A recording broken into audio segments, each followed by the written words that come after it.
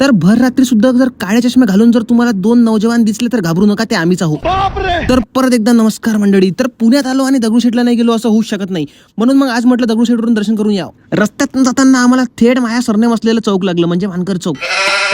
तब्बल अर्ध्या तासाच्या ड्राईव्ह नंतर पोहोचलो दगडूशेठला. साधारण तर पाहायला गेलं तर इकडे गर्दी फार कमी होती. म्हटलं आज आपलं लवकर दर्शन पण होते. म्हटलं इकडे थोडा वेळ थांबून बाप्पासोबत गोष्टी केल्या, त्यांना मनातल्या गोष्टी सांगितल्या. त्यांना म्हटलं पुढच्या वेळेस जेव्हा येईन म्हटलं तेव्हा आशा करतो की आपलं अकाउंट चांगलं ग्रो झालेलं असेल. दर्शन करून इकडच्या मार्केटमध्ये फिरायला निघालो तर इकडे मस्त मस्त फुलं होते. ओम्या म्हणे आपल्या काय कामाचे म्हणे ते फुलं, आपल्या काय कामाचे नाही म्हणे फुलं. इकडे एक लोसन आम्हाला आवाज देऊन राहिला होता. त्याला म्हटलं आम्ही अनोळख्या माणसासोबत बोलत नसतो, म्हटलं तिकडे जाय. त्यानंतर एक चनाचोरवाले काका दिसले. म्हटलं नॉस्टॅल्जिया हो गया येतो, इथं बचपन का फेवरेट आयटम आहे.